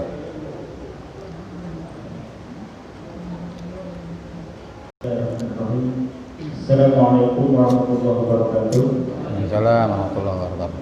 Saya Yusuf Ibrahim dari Yayasan Kampung. Ada satu hal yang ingin kami respon daripada penyampaian Ustaz, karena ini dikasih dengan tema kian muda dakwah agama. Karena ini sifatnya internet, maka kami bisa memahami kalau materinya kian mudah dakwah jamaah, karena tadi Ustaz menyampaikan tidak ada dakwah jamaah gitu. Karena sifatnya kita internet, maka kami bisa memahami. Yang ingin saya tanyakan adalah kalau mensikapi dakwah jamaah ini, karena kita image orang gitu ya, yang selama ini kan kalau dibicarakan soal khilafah, maka image-nya adalah HTI gitu. Nah, kalau kita dakwakan soal masalah tauhid, berarti kan ini masalahnya umum. Artinya masalah umum ini tidak bersentuhan dengan apa yang tadi disampaikan, dengan yang intinya yaitu mengenai agama. Inti dari pertanyaannya adalah bagaimana supaya lebih mudah untuk mengkaitkan pola pikir orang tentang tauhid sampai pada bersentuhan dengan yang pada pokoknya yaitu al-jamaah, yang tadi Ustaz sampaikan, menjabarkan yang inti pokoknya adalah gampang untuk menangkap daya pikir orang dari tauhid sampai menyentuh pada al-jamaah. Karena yang dihadapi di masyarakat pada saat ini adalah masalah al-jamaah ini adalah salah satu masalah yang sangat eksklusif gitu ya, atau menurut pikiran orang sampai saya pernah dengar itu kalau orang mendengar kata al-jamaah sampai mereka merasa dirinya terkunci, takut dengan hal-hal yang mereka pikirkan, sesuatu hal yang kira-kira bertentangan dengan konsep negara gitu ya, barangkali seperti itu. Dan mungkin itu saja yang bisa saya sampaikan. Mudah-mudahan ada masukan buat kami agar bisa memahami dengan lebih baik lagi. Assalamualaikum warahmatullahi wabarakatuh. Assalamualaikum. Rasulullah SAW bersabda, yang disebut dengan al-jamaah itu ma'ana alaihi wa ashabi, apa-apa yang ada pada masaku dan sahabatku. Kemudian Imam Ali menyatakan al-jamaah wallahi mujama'atu ahlil haqqi wa inqal, berkumpulnya ahli kebenaran walaupun sedikit. Artinya substansinya kebenaran walaupun sedikit. Abdullah bin Mas'ud malah bahkan man kana alal haqqi wa in kana wahdah, orang yang berdiri atas kebenaran walaupun sendirian, maka dialah al-jamaah. Tidak lagi banyak, sendirian. Kalau sendirian, mungkinkah sendirian bernegara? Tidak mungkin. Mungkinkah sendirian berorganisasi? Tidak mungkin, ya kan? Nah, sedikit juga sama. Itu. Yang namanya kalau misalkan pimpinan organisasi, mesti dia tidak mungkin dia ketua, dia sekretaris, dia bendahara, ya, dia sebagai urusan umum dan sebagainya. Tidak mungkin, mesti ada pembagian-bagian. Nah, tapi jamaah sendirian pun jadi. Al-jamaah itu sendirian juga jadi. Ini menunjukkan bahwa tidak ada kaitannya. Nah, kemudian tadi disebutkan Imam Ali itu menyatakan berkumpulnya ahli kebenaran walaupun sedikit. Maka di mana saja dan kapan saja apabila ada sebuah komunitas berada dalam kebenaran dan dia terpimpin, maka dialah al-jamaah. Mari kita lihat sejarah di zaman Nabi Nuh alaihissalam, karena Allah Subhanahu wa taala memberikan contoh itu kepada ulul azmi, ya kan? Di surat 13 itu kan ulul azmi. Syara'alakum minad din muwasabihi Nuha, ya kan, Nabi Nuh dulu. Terus Nabi Muhammad, Ibrahim, Musa dan Isa, ulul azmi. Nah, di zaman Nabi Nuh, siapa yang zaman Nabi? Itulah umat Nabi Nuh yang 80-an orang, hasil dakwah Nabi Nuh selama 950 tahun. 950 tahun berdakwah, hanya 80 orang yang bergabung dengan Nabi Nuh, yang melaksanakan ketauhidan, sementara semuanya syirik. Ini tenggelamkan Allah dengan banjir besar. Itulah al-jamaah. Di zaman Nabi Isa, di zaman Nabi Musa, siapa al-jamaah? Itulah orang-orang yang beriman kepada Allah dan mengimani Muhammad Musa sebagai Rasul. Lalu dikejar-kejar oleh Fir'aun dan kemudian dia melewati Laut Merah, lalu Fir'aun ditenggelamkan. Nah, yang selamat dari Laut Merah itulah al-jamaah. Di zaman Nabi Isa, Hawariyun yang disebut dalam Al-Quran, yang berbaiat kepada Nabi Isa, itulah yang disebut dengan al-jamaah. Maka Rasul menyampaikan tadi, wa ma'ana alaihi yaumi wa ashabi, orang-orang yang selalu berpegang kepada sunnahku dan sunnah sahabatku, maka itulah al-jamaah. Dan Rasul gambarkan, badal Islam goriba wasayaudu goriba kama bada'a. Islam dulu datang dalam keadaan asing, pada satu saat nanti akan kembali pada masa keasikannya. Fatu balil goroba, berbahagialah orang-orang yang asing, berbahagialah orang-orang yang asing. Sahabat bertanya, ya Rasulullah, man huwal goroba? Siapakah orang yang asing itu? Kata Nabi, alladina yuhyuna ma'amata nasu min sunnati, orang-orang yang menghidupkan manusia di kala manusia semua mematikan sunnah itu. Alladina yuslihuna ma'afsanasi min sunnati, orang yang memperbaiki sunnahku di kala manusia semua merusak sunnah-sunnah itu. Kita tata sholat berjamaah dengan rapihnya sok, kita angkat imam, kita baiat, itu menjadikan perkara yang asing di tengah-tengah kaum muslimin, dan kita tetap siap menjadi goroba karena Rasul telah mengisyaratkan demikian. Bisa dipahami, Pak? Jadi itulah al-jamaah. Jadi kaitannya dengan tauhid memang tidak bisa dipisahkan. Tadi kalimatnya jelas, di dalam Al-Qur'an, anibudullaha wajtanibut tagut, agar beribadah kepada Allah dan menjauhi tagut. Di ayat lain, an aqimudina wa la tatafarraqu fihi. Kamu menegakkan Islam ini dan tidak berpecah belah di dalam Islam. Artinya hidup berjamaah. Ada yang lain? Silakan.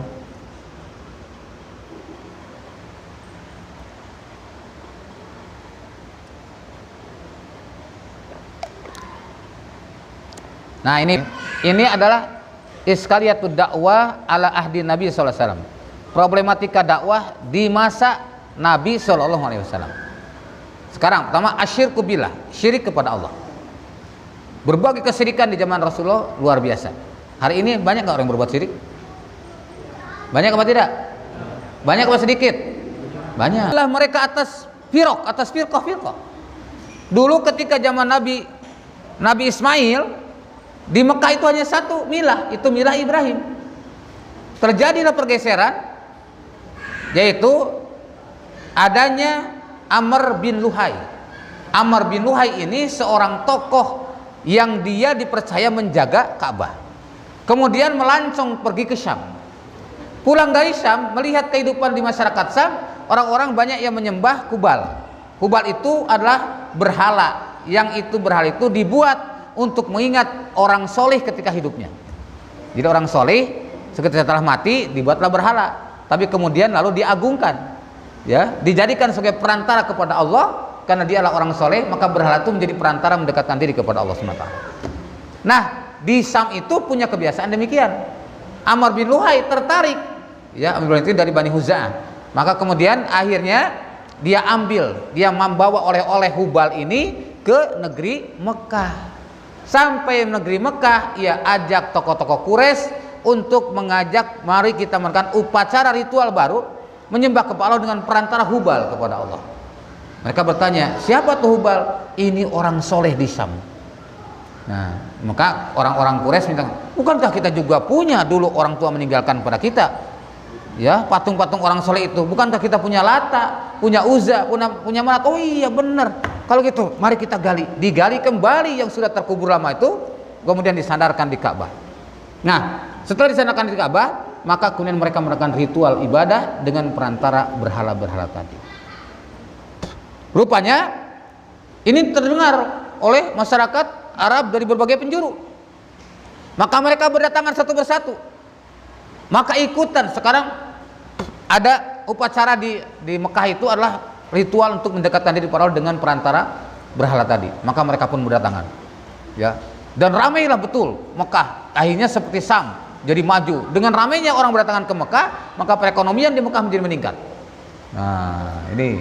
Maka kemudian akhirnya dari berbagai suku ini punya, waduh, ini makin hari makin ramai, kita jadi kesulitan kalau mencari teman kita. Kalau gitu gimana kalau kita bawa berhala sendiri?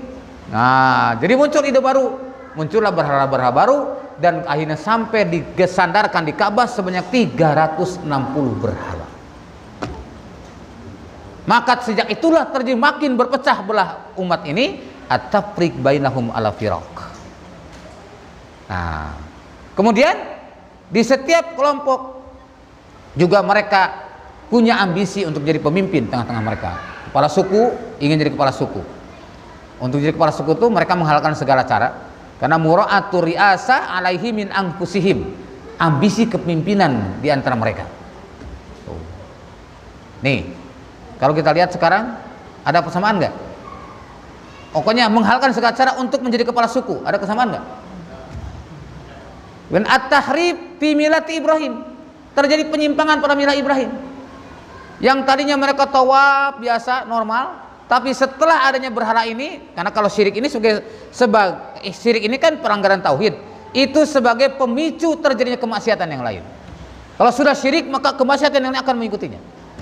Ini pun sama, ya, termasuk tadi penyimpangan pada milah Ibrahim.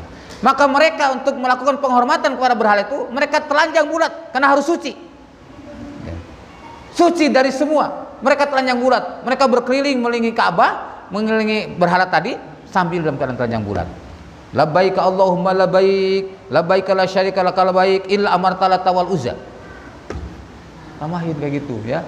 Kemudian mereka sembelih kambing mereka kucurkan darahnya ke berhala-berhala mereka. Itulah yang terjadi tahrifi millati Ibrahim.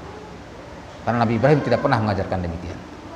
Dan intisyarul ma'asi, akibatnya tersebarnya kemaksiatan di mana-mana, termasuk seorang anak menggauli ibu kandungnya sendiri adalah sebuah hal yang biasa. Jadi kalau di adat jahiliyah itu, ketika meninggal bapaknya, si anak langsung buka baju, Pak, dilempar kepada ibunya. Maka begitu ibunya menangkap baju anak itu, maka si ibu boleh digauli oleh anaknya. Sekarang ada nggak orang yang menjinahi ibu kandungnya sendiri? Ada sedikit apa banyak? Yang bilang sedikit alasannya apa? Yang bilang banyak alasannya apa? Coba saya ingin tahu. Yang sedikit tadi Bapak itu apa? Sedikit banyak, Pak? Ya. Oh, jarang, Pak ya. Nah, sekarang yang banyak. Yang banyak ada yang bisa jelasin? Hah? Makan riba katanya, Pak. Riba. Karena Rasul bersabda, riba itu 73 pintu dosa. Aisyarha misra yang kihrajul umahu. Yang paling ringan dosa riba itu sama dengan menzinahi ibu kandungnya sendiri. Sekarang banyak yang berbuat riba? Banyak, bukan lagi banyak, banyak. Ya, Masya Allah. Jadi banyak sekali sekarang orang-orang yang dinilai oleh Allah dia telah menzinai ibu kandungnya sendiri. Inilah intisyarul ma'asi, tersebarnya kemaksiatan. Dulu pun seperti itu, berbagai macam kemaksiatan, ya. Nah, kemudian ad-dunya ibtiga'uha, dunia menjadi tujuan. Dunia jadi skala prioritas. Orang dihormati, dihargai, disanjung hanya karena urusan dunia.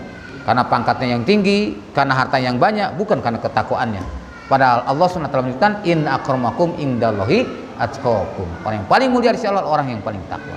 Inilah peradaban jahiliyah dan ini dihadapi oleh Rasulullah SAW. Maka Rasul diturunkan Allah untuk membenahi ini, untuk merubah dari syirik kepada tauhid, untuk merubah dari perpecahan kepada hidup berjamaah, untuk merubah dari ambisi kepada siap taat kepada siapapun selama itu tidak bertentangan dengan Allah dan Rasul, dan untuk mengembalikan kepada sunnah Rasulullah, kepada milah Ibrahim yang benar, dan untuk menghancurkan kemaksiatan dan mengorientasikan hidup hanya adalah menjadikan akhirat itu lebih baik daripada dunia. Wal akhiratu khairul laka minal ula.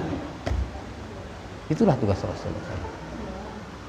Ada lagi pertanyaan? Ibu-ibu boleh nanya, Bu. Jangan nanti pas di rumah ramai dengan bapaknya. Bapak sih nggak nanya katanya. Ibunya juga, ibu juga nggak nanya. Wah, nggak usah malu-malu. Ya silakan sampaikan. Boleh. Kalau yang lain nggak ada, sebenarnya saya yakin mungkin di hatinya mau bertapin namun tak kuasa untuk mengungkapkan ya.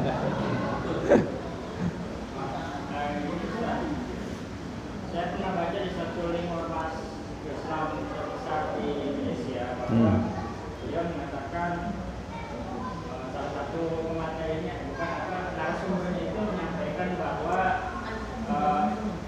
dalil dilakukannya haji nubuwah itu bersumber daripada hadis yang dhaif, karena ada periwayat yang lemah, dan ini dasar mereka menolak salah satu sistem kepemimpinan khilafah alamin haji nubuwah, tapi mereka tanpa memindahkan dalil yang lebih baik lagi, yaitu dari Al-Quran.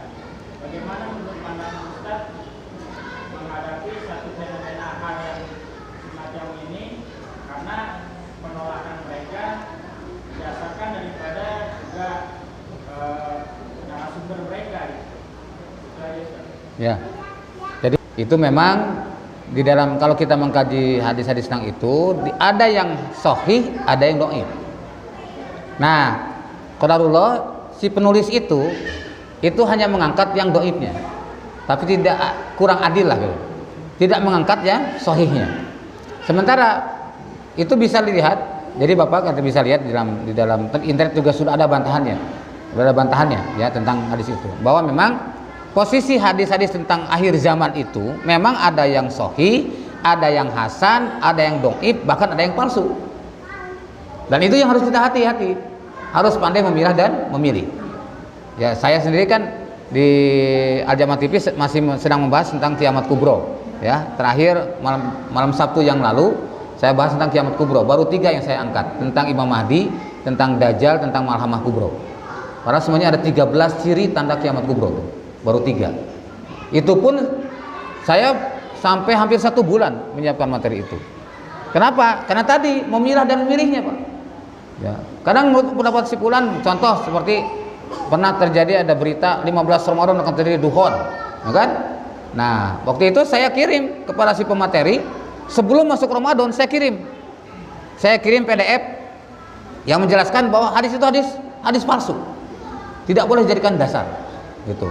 Tapi yang bersangkutan si penyampai ini dia menunda-nunda untuk mengoreksi. Sampai 16 Ramadan sudah jelas 15 Ramadan tidak terjadi, baru 16 Ramadan dia koreksi. Ya. Dan dia menyebutkan nama saya, gitu. Menyebutkan saya dikirim Ustadz Wahyu di KS, katanya PDF-nya gini-gini nih, bahwa ternyata hadis ini adalah hadis dhaif, tidak bisa dijadikan landasan. Yang saya sesalkan, kenapa dia terlambat menyampaikannya? Kan mestinya dari awal disampaikan. Tapi ini sudahnya, seolah-olah saya yang terlambat, padahal saya tidak terlambat. Saya sebelum Ramadan sudah saya kirim. Gitu. Itu contoh kayak itu, Pak. Ya, jadi dalam hal ini pun sama. Kita harus bijaksana ketika melihat memang ini hadis ada yang dhaif, memang ada hadis yang sahih. Termasuk tadi periwayatkan ada riwayat Ahmad, ada Al-Hakim, ada Baihaqi, ya. Nah, kemudian untuk riwayat Al-Hakim mungkin dhaif. Tapi untuk riwayat Ahmad dan Baihaqi, ulama ada menyebut ini nilai hadisnya hasan. Kalau hasan saja sudah bisa dipakai, apalagi sampai tingkat sahih. Dan ada yang menilai sahih hadis ini. Demikian. Jadi itulah memang seperti itulah kondisinya. Ada lagi?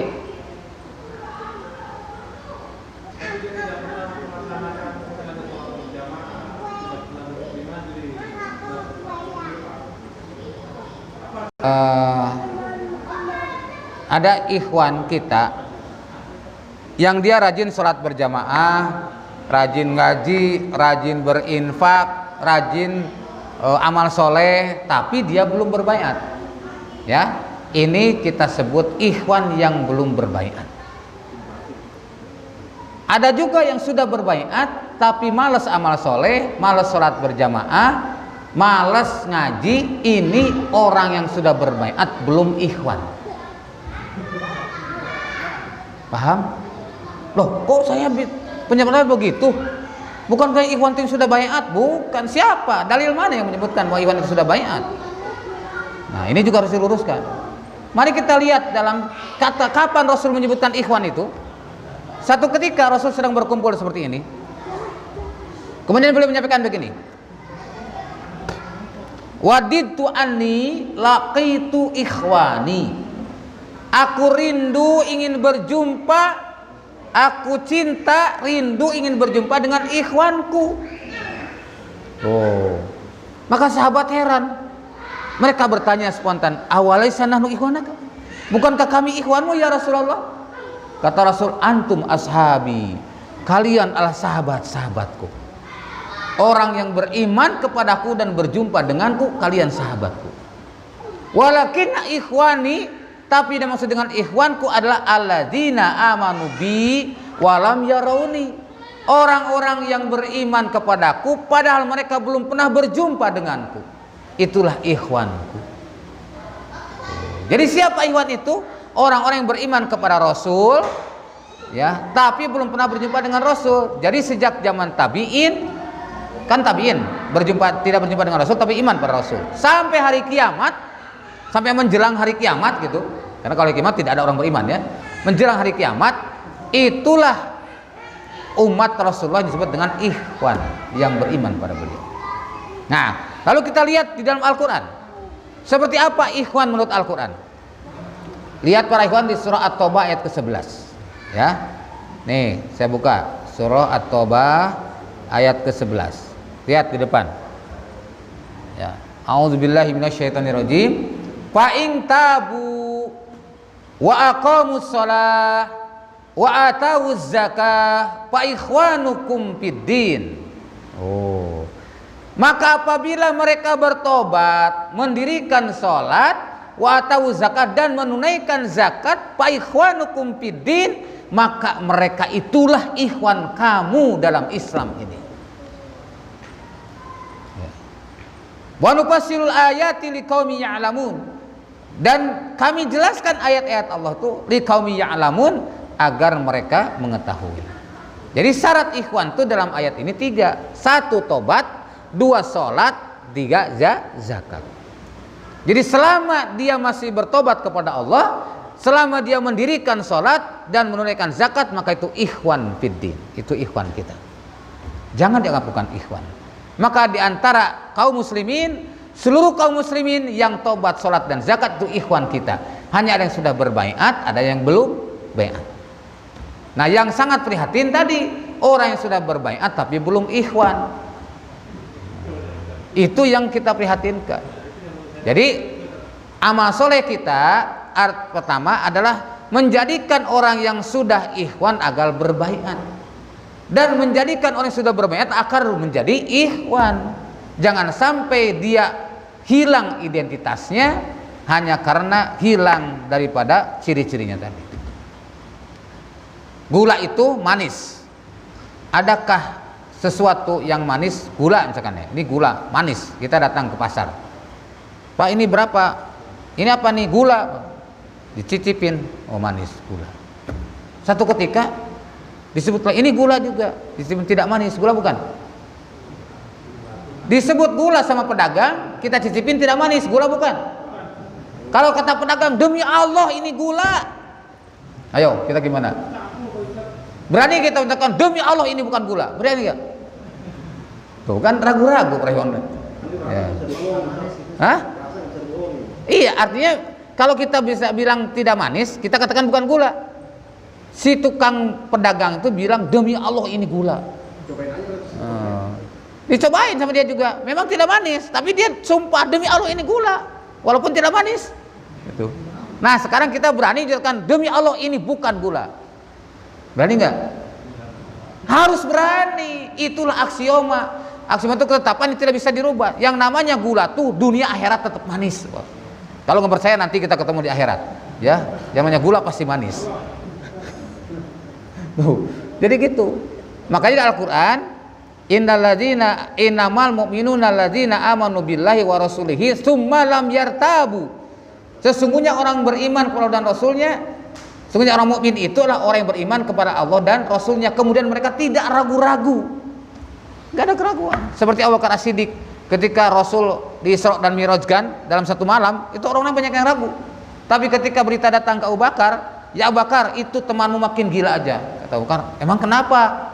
Iya, menyebut satu malam ke Masjidil Aqsa terus ke Sidratul Muntaha, kan itu pernyataan orang gila. Kata Abu Bakar apa? Kalau dia yang menyebutkan, artinya Muhammad Rasulullah SAW yang menyebutkan, lebih dari itu pun saya beriman. Kalau Rasulullah menyebutkan bukan satu malam, as-sa'ah satu jam, Abu Bakar tetap akan beriman. Itulah keimanan Abu Bakar. Summa lam yartabu. Maka ayat itu menjelaskan tentang as-siddiqun. Ulaika humus shadiqun, mereka adalah orang-orang yang sidik. Jadi itu ya, sekali lagi, jadi ada ikhwan yang belum baiat, ada yang sudah baiat belum ikhwan. Nah, itu yang harus kita luruskan. Kalau dikatakan keluar, kalau dia memang secara hati dia sudah tidak mengakui kebenaran jamaah, walaupun tidak diungkapkan, dia sudah keluar dari jamaah.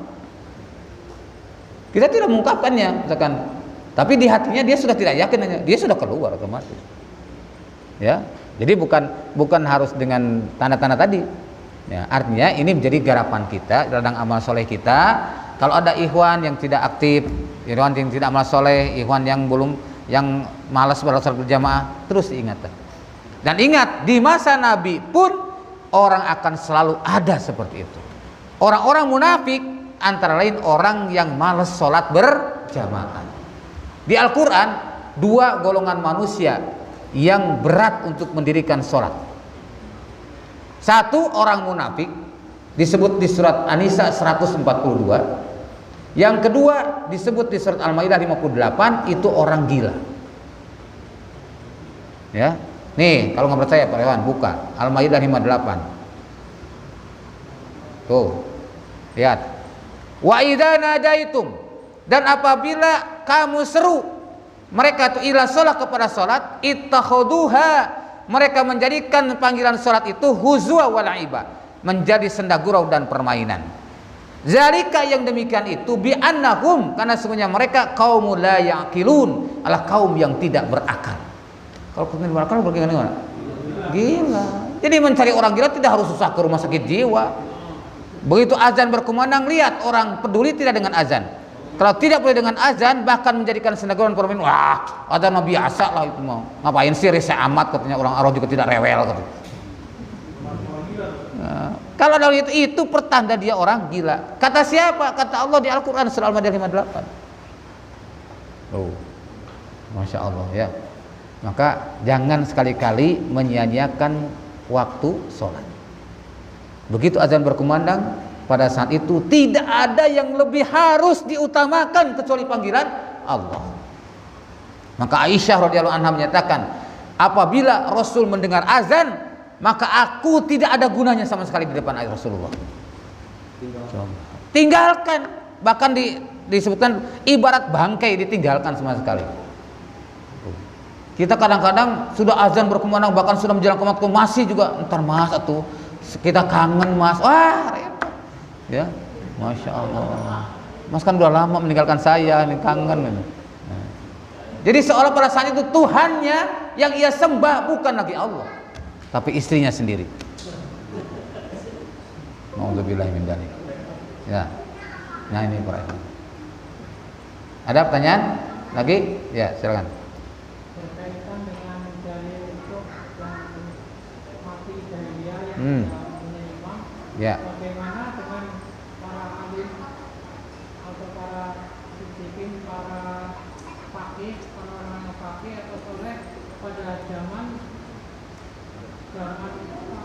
Mulkan Adun Jabariyah sampai sebelum dibaiknya Imam Ali Al-Fatah, itu apa posisinya di mana itu orang-orang sekarang itu? Ya. Pertama kita harus tahu tentang makna mati jahiliyah. Bahwasanya Rasul bersabda, "Mamata walaysa fi unki bay'atun mata mitatan jahiliyah." Ingat, mitatan bukan mayitatan. Ya. Barang siapa yang tidak ada di lehernya baiat, maka dia matinya seperti matinya orang jahiliyah. Bukan matinya adalah sebagai bangkai jahiliyah, bukan. Satu. Yang kedua, apa itu mati jahiliyah?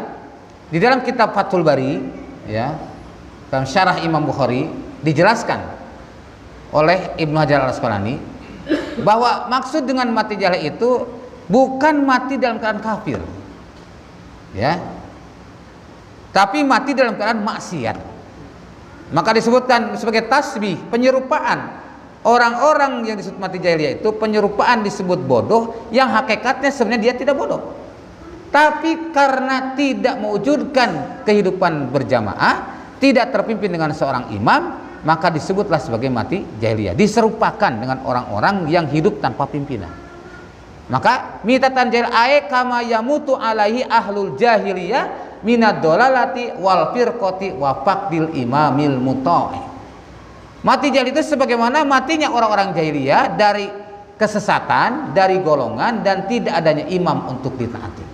Maka disebutkan bukan mati kafir, tapi mati dalam keadaan maksiat. Tinggal pilih mau mati maksiat atau mati taat. Hah?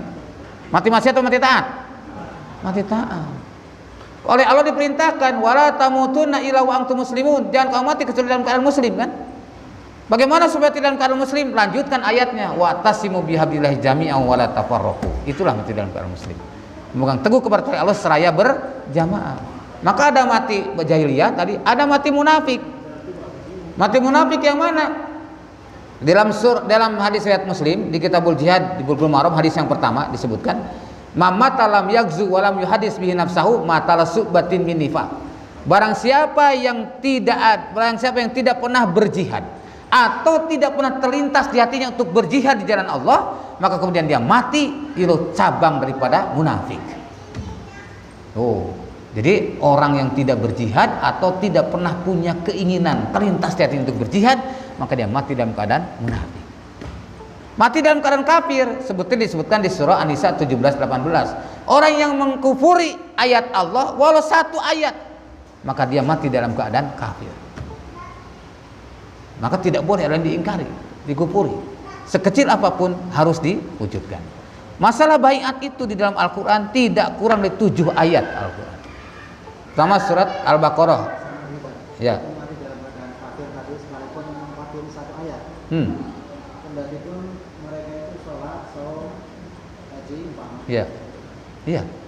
Walaupun dia beribadah, tapi kalau dia mengkufuri ayat Allah, katakan apa tu'minuna bi ba'dil kitab wa takfuruna bi ba'dil. Apakah kamu iman sebagian dan kafir kepada sebagian kepada Al-Quran? Selanjutnya ulaika kafirun haqqo, sama dengan kafir semuanya. Jangankan 1 ayat, 1 kalimat saja. Contohnya ibu-ibu, ya, begitu dengar, ya, di Al-Quran pangkihu ma tobalakum minan nisa masna wa sulasa wa ruba'. Ya, tikahlah oleh kalian dari istri-istri itu adalah 2, 3 atau 4. Tiba-tiba ibu yang rajin sholat, rajin ngaji bilang, saya paling sebel dengan ayat ini. Ya, saya paling tidak suka dengan ayat ini. Masya Allah, nggak jadi imannya tuh.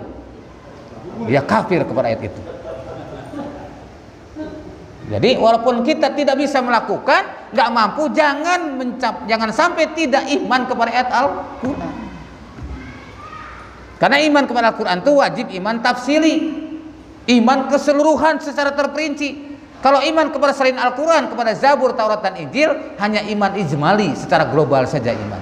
Kepada Al-Quran, huruf demi huruf, kalimat demi kalimat, ayat demi ayat wajib diimani, tidak boleh diingkari sedikit pun. Baiat adalah bagian dari syariat Islam, bagian dari Al-Quran, 7 ayat di dalam Al-Quran. Kalau kita mengingkari baiat berarti mengingkari 7 ayat Al-Quran. Masya Allah. Paham ya?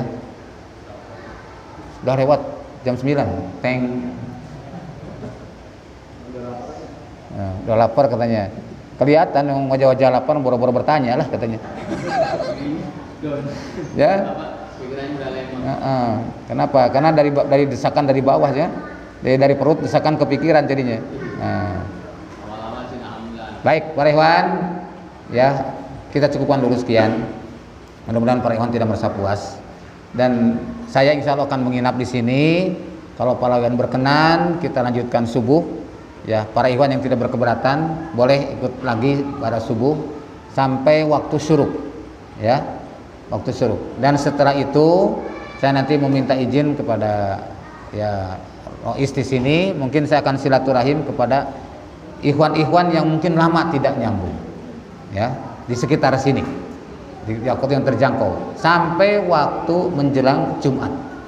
Insya Allah saya Jumatan di sini pada Jumat, rencananya Insya Allah mau ke Pesing ke pernikahan putranya Pak Arifin, ya karena diminta untuk tausiah di acara pernikahan itu. Demikian supaya naib paham acara kami di sini. Dari saya cukupkan sekian. Mohon maaf bila ada yang kurang berkenan. Walaupun subhanakallahumma bihamdika asyhadu an la ilaha illa anta astaghfiruka wa atubu ilaik. Alhamdulillah. Assalamualaikum warahmatullahi wabarakatuh.